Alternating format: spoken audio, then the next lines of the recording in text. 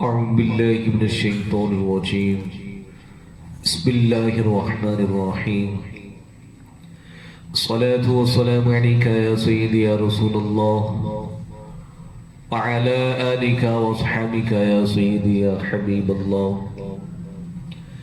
بحمده تعالى کل کی ویڈیو میں ہم سورۃ فاتحہ کی تفسیر کے متعلق بات کر رہے تھے اور ہم پہنچے تھے اہدنا الصراط المستقیم پر۔ آج بھی انشاءاللہ العزیز اسی پر بات ہوگی۔ اللہ رب العزت کی بارگاہ میں دعا ہے کہ اللہ تبارک و تعالی صحیح معنوں میں بیان کرنے کی توفیق عطا فرمائے۔ اہدنا الصراط المستقیم، تو ہمیں ہدایت عطا فرما سیدھے راستے کی۔ یہاں پر بات چل رہی تھی، آج ایک حقائق سے شروع کرتے ہیں کہ حضرت ابراہیم بن ادم آپ پیدل حج کو جا رہے تھے۔ ایک ناکا سوار بدو نے پوچھا آپ کہاں جاتے ہیں؟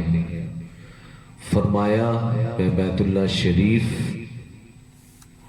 اس نے کہا آپ دیوانے معلوم ہوتے ہیں، اتنا لمبا سفر، نہ آپ کے پاس سواری نہ توشہ، شاید آپ کو موت لائی ہے۔ یعنی کہ ان کا پیدل سفر پر جانا، اتنا لمبا سفر دیکھ کر وہ بدو بولا کہ شاید آپ کو موت لائی ہے۔ تو حضرت ابراہیم رحمت اللہ علیہ نے فرمایا کہ تیرے پاس تو ایک سواری ہے، میں بہت سی سواریاں رکھتا ہوں۔ اس کو بہت تعجب ہوا، لیکن وہ تجھ کو نظر نہیں آتی۔ عرض کیا وہ کون سی سواریاں ہیں؟ فرمانے لگے جب مجھ پر کوئی بلا آتی ہے، کوئی مصیبت آتی ہے تو صبر کے گھوڑے پر سواری کرتا ہوں، جب نعمت پاتا ہوں تو شکر کی سواری پر سوار ہو جاتا ہوں، جب کوئی رب کی قضا آتی ہے تو رضا پر سوار ہوتا ہوں، جب نفس کسی طرف بلاتا ہے تو اپنی عمر پر بے اعتمادی کے گھوڑے پر سواری کرتا ہوں۔ بدو بولا بے شک آپ سوار ہیں اور میں پیادہ، یعنی کہ میں پیدل۔ جس طرح دنیاوی سفر میں مختلف سواریاں، چاہے کہیں تانگے وغیرہ یا کوئی موٹر سائیکل، کار وغیرہ، جہاز سے سمندر کو طے کرتی ہیں، ہوائی جہاز میں سوار ہو کر فضا کی سیر کرتے ہیں، اسی طرح اس سفر میں بہت سی سواریاں درکار ہیں، اور ان سواریوں کی لگام کسی اور کے قبضے میں ہے۔ تیسری ہے کہ صوفیاء کرام کے نزدیک دین پر استقامت سیدھا راستہ ہے۔ فرماتی ہیں کہ ایک استقامت 1000 کرامتوں سے بہتر ہے۔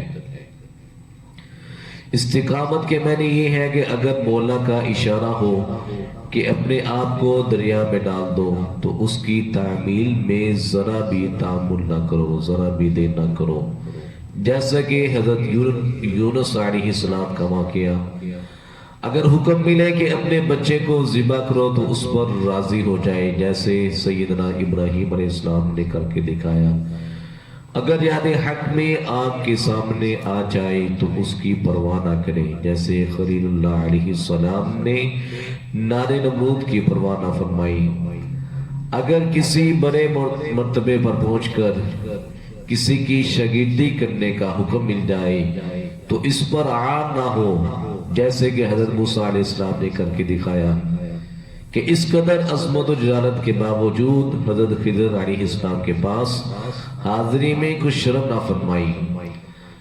اگر آرے سے چننے کی مصیبت سامنے آ جائے تو اس کو صبر و شکر کے ساتھ برداشت کرے، جیسا کہ حضرت زکریا علیہ السلام نے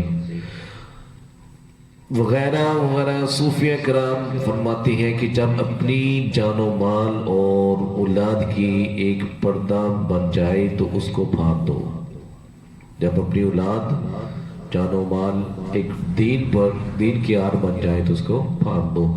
اس وقت ان کا پھاڑنا فضول خرچی نہیں بلکہ یہ محبوب سے ملنے کا ذریعہ ہے۔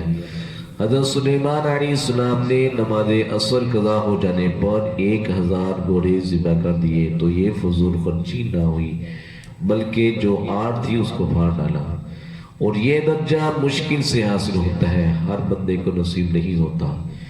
اس لیے عرض کیا جا رہا ہے اے اللہ تو ہمیں ہدایت دے۔ تو اللہ رب العزت کی بارگاہ میں دعا ہے کہ اللہ تبارک و تعالی الفاظ کے اعتبار سے کوئی غلطی کوتاہی ہوئی ہے اپنی رحمت بے بہا کے صدقے انہیں معاف فرمائے۔ یہ بات انشاءاللہ العزیز چلتی رہے گی، دعاؤں میں یاد رکھیے گا۔ وَمَا عَلَيْنَا إِلَّا الْبَلَاغُ الْمُبِينُ۔